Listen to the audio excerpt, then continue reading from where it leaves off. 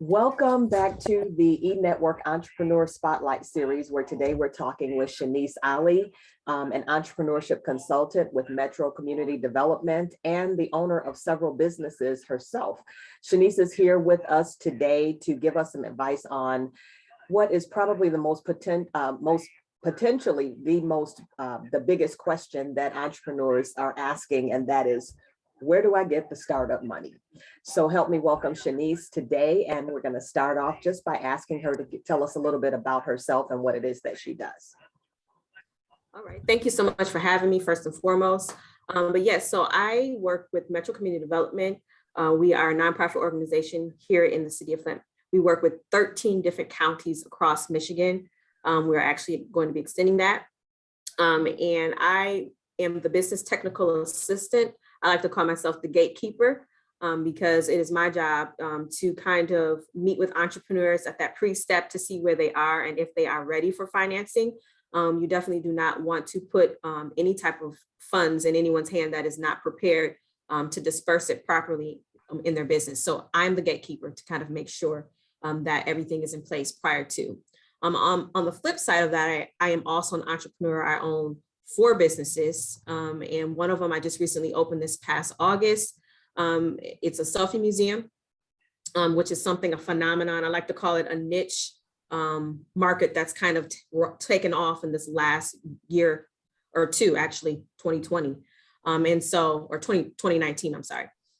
So that's another thing I do. And I also just kind of work with entrepreneurs outside of those things, connecting them with a process and getting their business affairs in order in terms of their business plan and things of that nature. Great.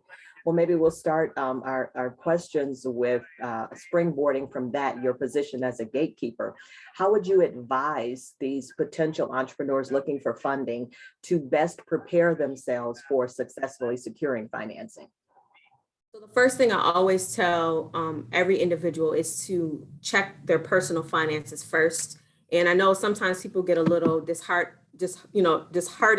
just upset because they don't want to look at their personal finances. Like, this is my business. What does this have to do with my personal?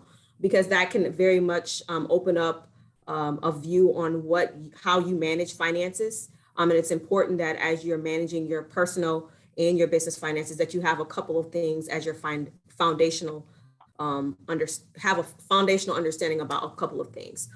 So one of the things, like, do you have a budget? Do you have a bank account? How are you transmitting funds back and forth between, are you paying your bills on time? And I know that's like, some people like, does that matter? It absolutely does matter, because those are some of the foundational principles that you will carry over into your business. And you want to make sure that those are things that you have the right mindset and that you're clear on. You need to pay your bills on time because that helps build your credit and keep your credit in line. You also want to make sure that you have a bank account, because when it comes to a business, you're going to have a business bank account in order to receive any type of funding from any commercial organization, funding organization. So those are the budgeting. It's something that I correlate with projections, and we'll get to that in a few, in terms of something you're going to have in order to submit an application for commercial funding. Okay, great. I think it's really important that you highlight that the personal finances are so important, because quite often people think that, well, if I just incorporate my business, that means that it's going to be in the business name, but not so quick there, because it's important that you bring out the point, though, the reason behind it, because the way you handle your personal finances is a big indicator of how you're going to manage the finances of this company. And as the person who is either investing or lending you money, I want to know how you handle money. So it's very important that those issues come out as well. Are there any specific documents that they should bring to their first meeting with either a banker or investor? So one of the things I love to see is an entrepreneur sit down in a chair with me and have a full business plan ready.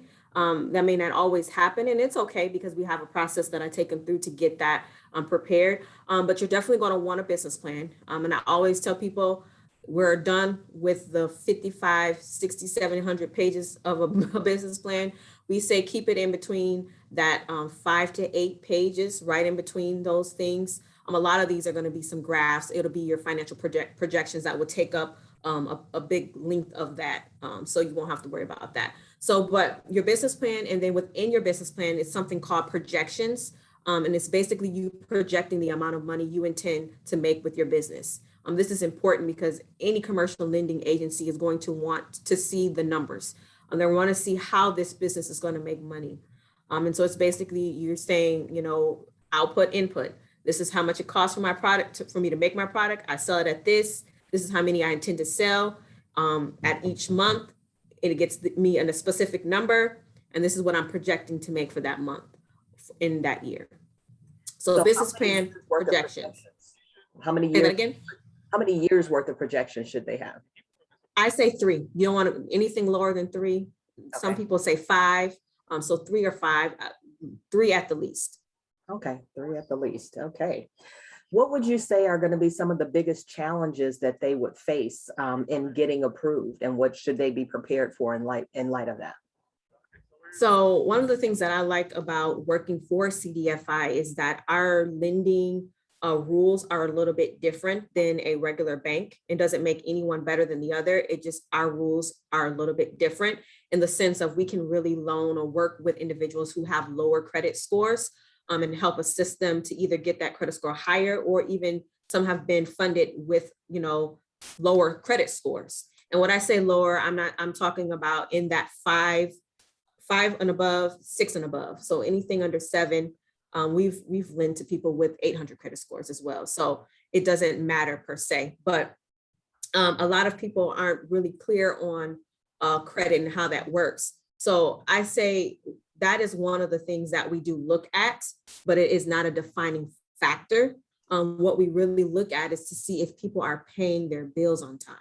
So when we pull the credit report, we want to know that you don't have things that are 30 days delinquent already, because that would indicate to us that you're not paying your obligations that you already have. And if we're paying another obligation on top of that, will you pay that? So we want to make sure that you're paying your bills, basically, not necessarily a certain credit score.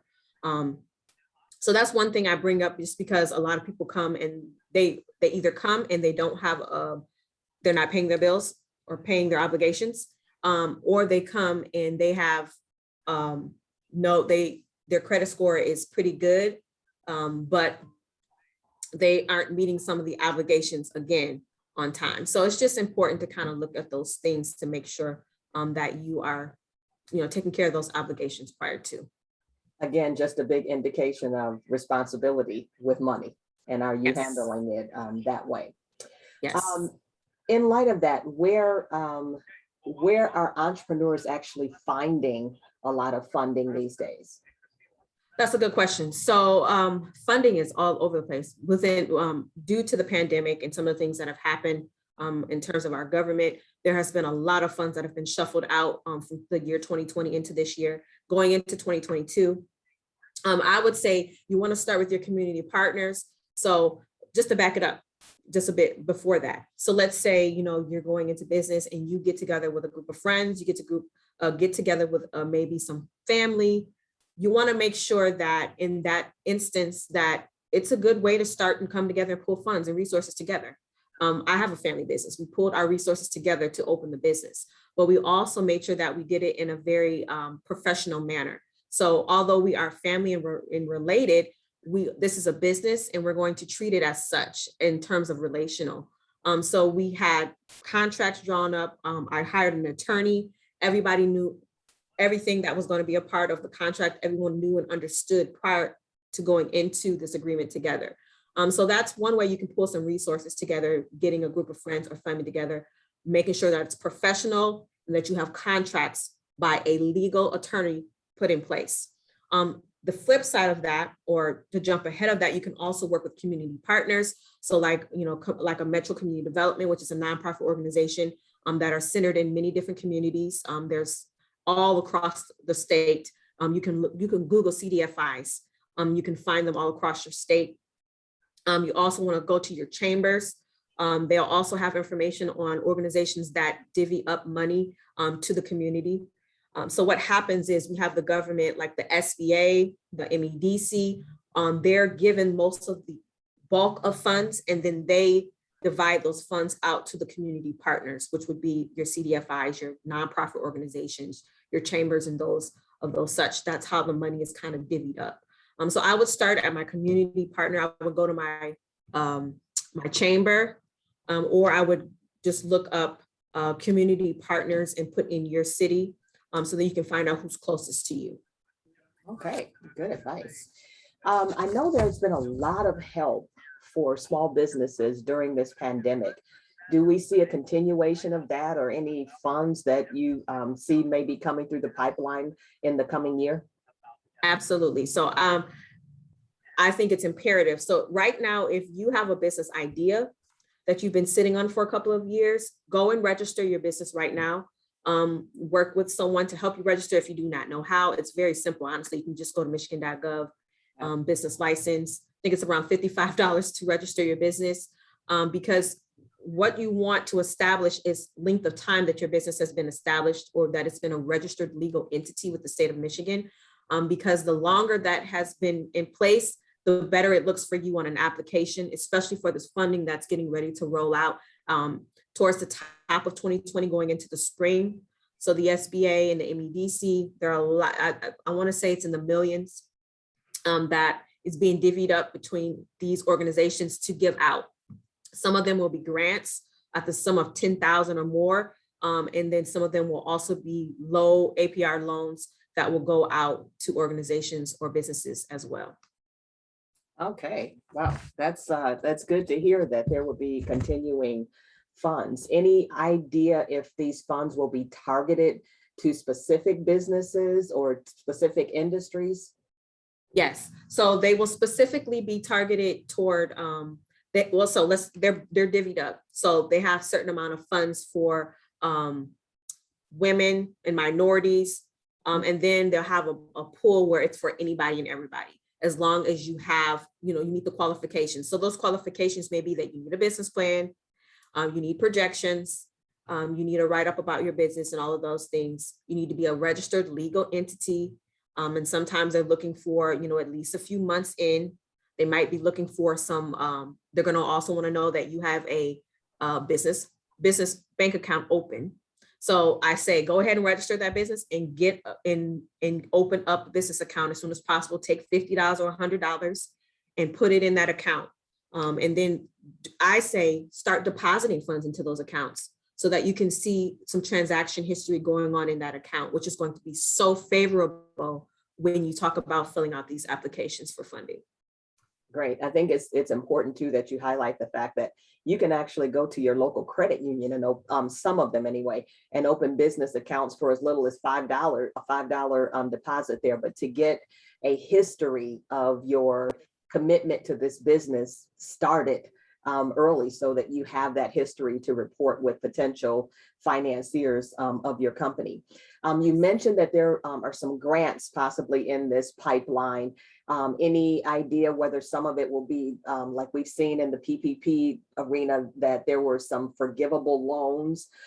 Any idea? I know this stuff is probably new and you may not have all the answers yet, but any idea if some of the loans that might be available are going to be in that forgivable category again?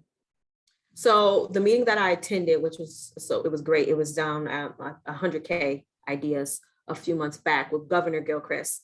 And we got to sit on a panel of individuals who kind of helped navigate and put a foundation to what this is going to look like.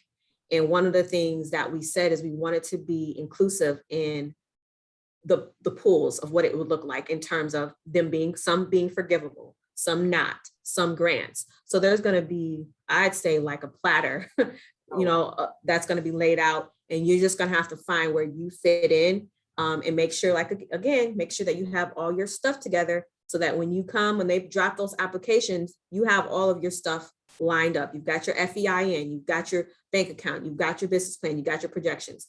That's just going to make you get quicker to the front of the line in terms of being received, your application being received. Great, good information. Anything additional that you would like to add for our listeners as they look to get their businesses financed? Nothing that I can think of, besides just reiterating, please go and register your business right now. If you have an idea that you're thinking about getting into in 2022, go register the business now, get your bank account open and start, putting some funds in that bank account, and go from there. Like I said, this is as long, I know that it's been a rough 2022, 2020, 2021. It's been rough, Right. but I think that the opportunities that it's given people to kind of reevaluate their life and their goals and things they want to accomplish as an entrepreneur or just opening a business. Because I think sometimes people believe that you can't have a corporate job and be an entrepreneur. That's insane. I heard someone tell someone like you have to quit your corporate job in order to be an entrepreneur. Absolutely not. Do not quit your job. Absolutely. Until you are financially able. Maybe you're making triple and being able to cover a salary, then that makes sense. But at the beginning stages, as you're investing in your business, you're using some of those salary dollars to maybe invest in your business. Absolutely. So I say, please keep your eyes and ears open, whatever you want to do, whatever ideas you have, this could be the opportunity to do it. And it starts with you registering your business. So. Yeah, very good point there. Don't go quitting your job yet. And I know that's a conversation for another talk series. Yes. Until your working is actually hindering you from making more money than you make in your salary, you probably want to stay there for a little while longer. Absolutely. But great information here. And we're hoping people will take advantage of it and begin to look for some of the resources that are available there. We will include in the information that, with this live here, information on how to access some of these resources and how to even access Miss Ollie here at Metro Community Development. But we want to thank Shanise again for taking time out to join us today to share this invaluable information that can help build business in our community. And that's what we are all about here at your eNetwork Entrepreneur Spotlight. So thanks again, Shanise, for joining us. And for all of you, have a wonderful day.